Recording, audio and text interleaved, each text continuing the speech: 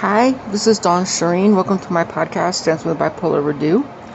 It is Sunday, the 29th of June. I can't believe we're already looking at July. This month kind of flew for me in a good way. You know how sometimes time stagnates and it doesn't seem like it's moving. And this month it moved, not too quick and not too slow, but I still can't believe it's almost July.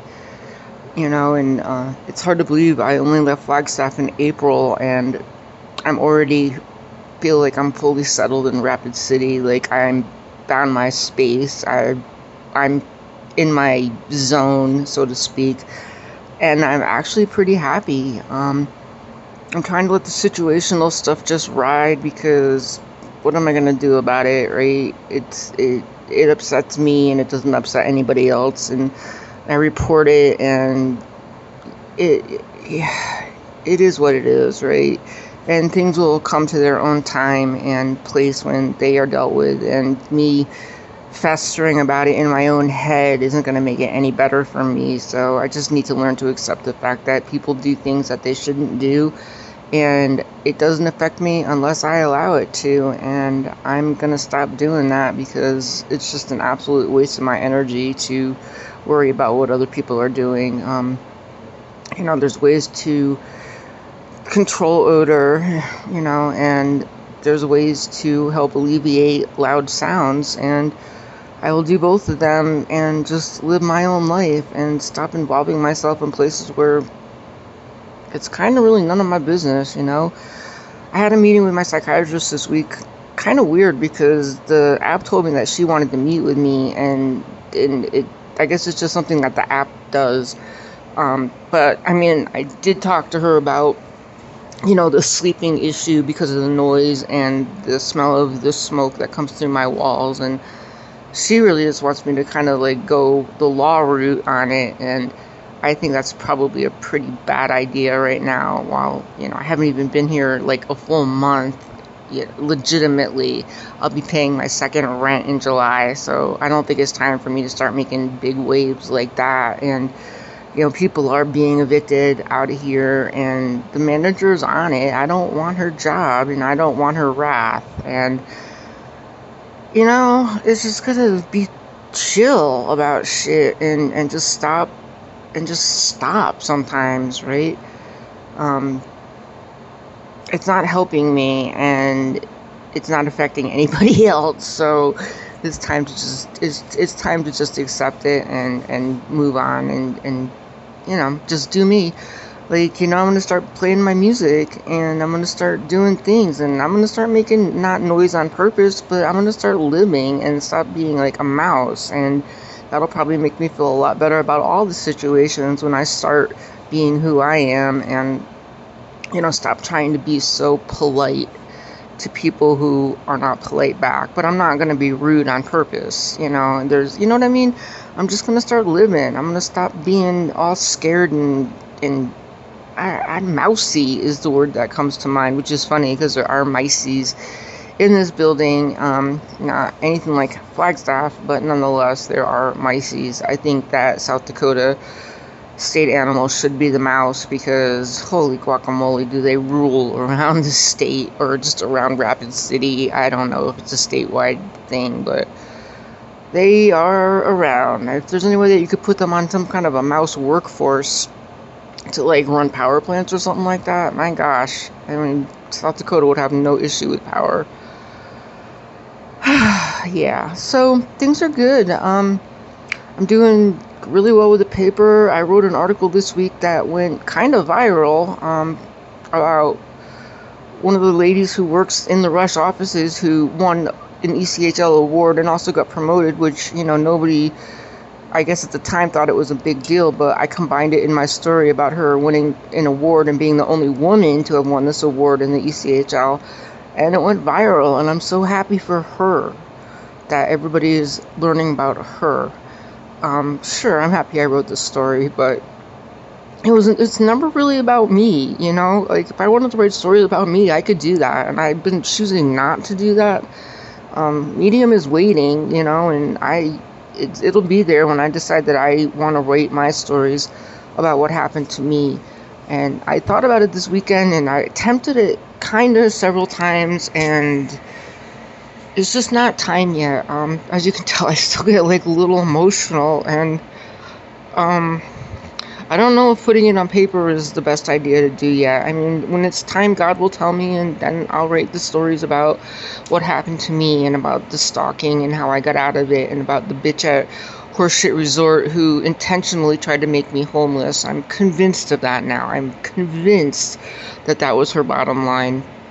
And I'm telling you, every time I see a black station wagon go by, I just want to fling that middle finger out. And there are so many black station wagons in Rapid City. And though I did look up their address, and they live legitimately 5 minutes away from where I'm living at now, I can't assume that every black station wagon that goes by me is her.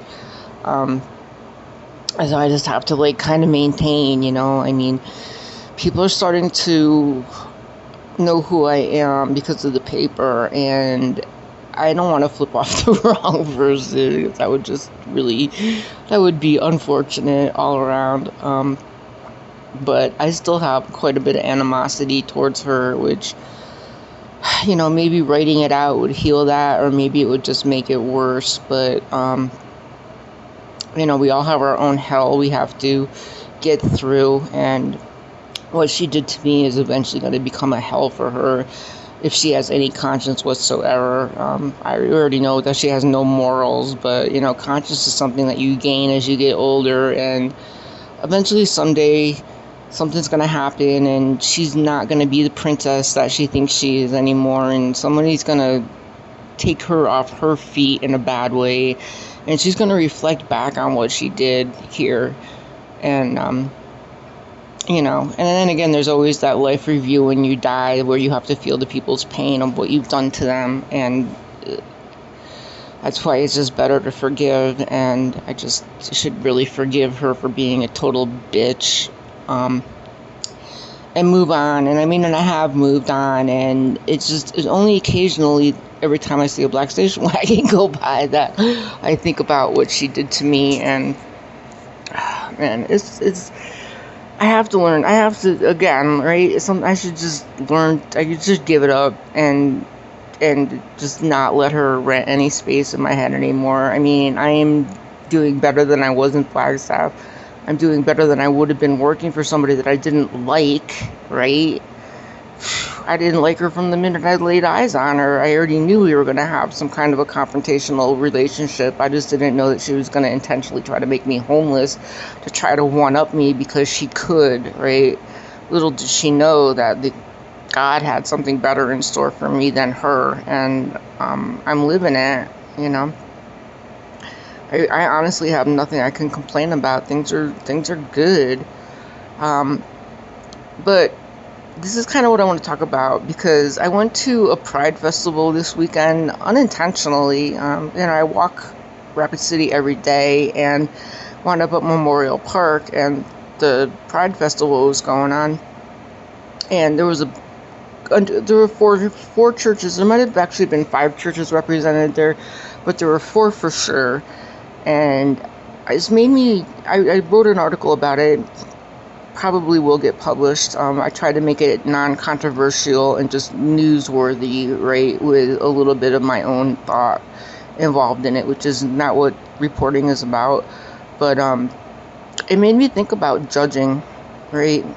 And though I'd like to say that I don't judge people, as I just previously stated, I obviously do. I still judge that woman harshly for what she did to me. Do I judge LGBTQ people, plus people? I don't think I do, because they're not generally assholes, right? That's how I judge people, by how they treat me, how they show respect. If they respect themselves, well, in that case, I judge people sadly. But I mean, to say that I don't judge at all, that would be a lie. I try not to judge. I know God is the only one who can legitimately judge us in the end. But judge is such a weird word, but do I look at people and like give them a rating or something like that as to how I feel like they're living their best life or not. I think I do. Um, I think I really try to give people favorable judgment, though. But I do judge people. And I was reading the paper, and I was looking up information about the churches that were there, and I briefly read, I didn't even read the whole thing because I knew where it was going, but on one of the church's Facebook pages, where somebody was griping about the direction that their church was going in because they're inclusive to people.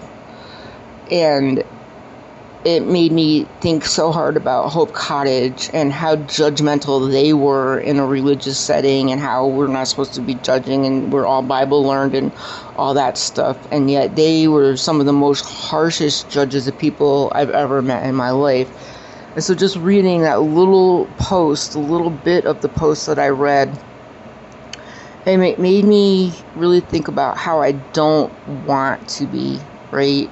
And it made me remember that I'm ordained. And I forget that from time to time because I don't know why. It's kind of an important thing, but it doesn't make me any better or any worse than somebody who's not ordained, right? It just means that I spend a little bit more time in the Word. It seems like a very long time ago now, as I spend not enough time in the Word now. I still spend quite a bit of time with God, like 24 hours a day, but I'm not fully practicing the way that I did at one time. And it's kind of a weird thing, right? Because like when you're in dire straits is when I would spend the most time in the Word. Flagstaff, for a really long period of time, I did nothing but read the Word and pray and beg God to help me get out of there. Now when I walk, I spend my time with God. I'm still grateful. I thank Him every day. But do I pray every morning when I wake up, like I used to do with me and Sir? And Sir is still good. Sir's still here.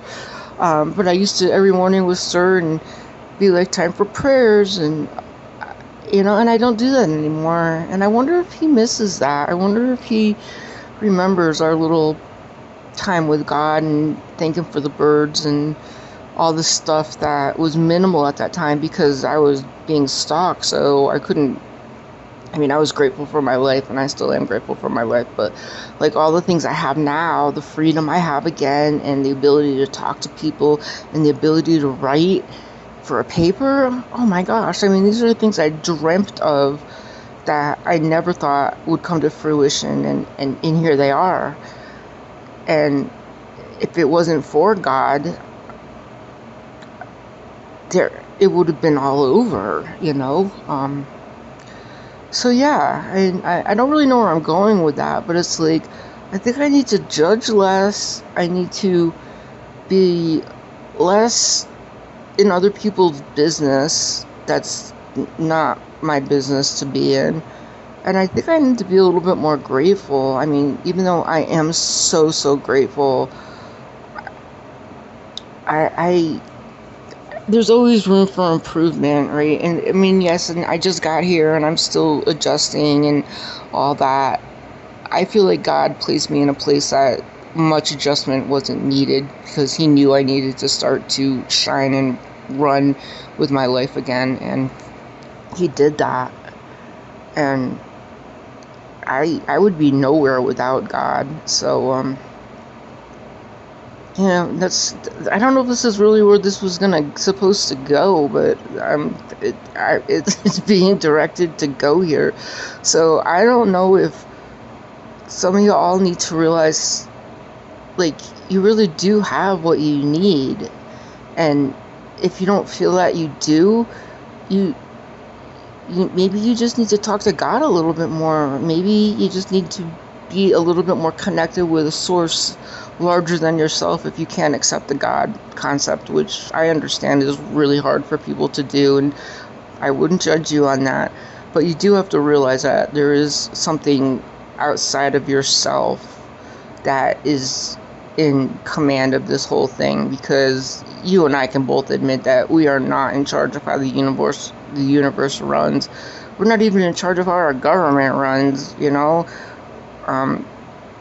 There's something bigger that directs everything, and whatever it is that you want to call it, or, you know, universe, Mother Gaia, whatever it is, just an acceptance of the fact that there's something bigger than us is a really good start, you know.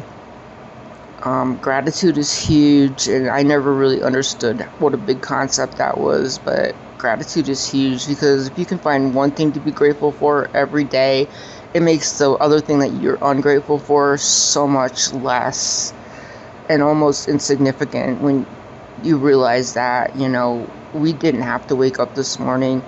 I didn't have to have this opportunity with the paper to prove to myself that I can write.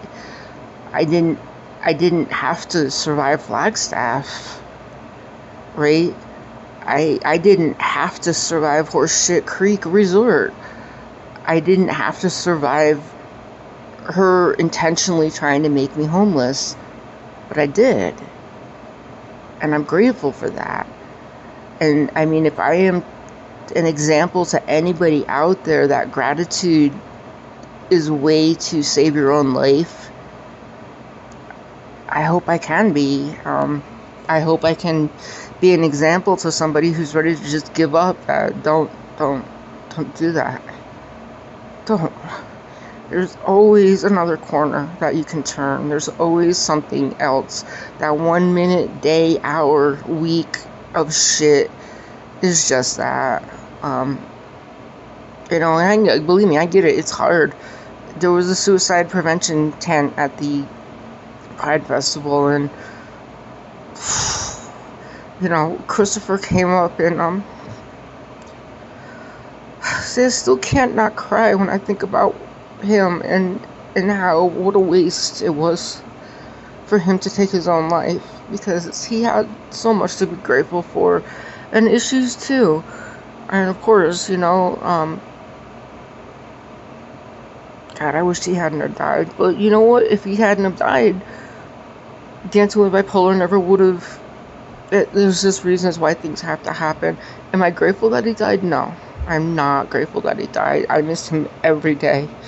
But am I grateful for the lessons I've learned since his death? I am. And if I can help anybody out there to realize that life is worth living, and people will miss you, even if you don't feel like that, people will miss you. You know, stay alive. Be grateful. Find something bigger than yourself to believe in. And just know that you're here for a reason and that you matter. We all matter. I got all emotional on this one. It wasn't supposed to be like this. But this is the reality of life, you know? You come with the ups and you go with the downs. And if you can just find something in the middle to just balance yourself with, you'll be okay. You know? You'll be okay. So I'm going to end it here before I get any more weepy, because I don't know where that came from, but there's emotion, and I'm real, so you can judge me if you want to, but that's something that you and your higher power will have to figure out later. Anyway, this is Dawn Shireen. This is my podcast, Dancing with Bipolar Redux, and hey, let's all stay alive, okay? Later.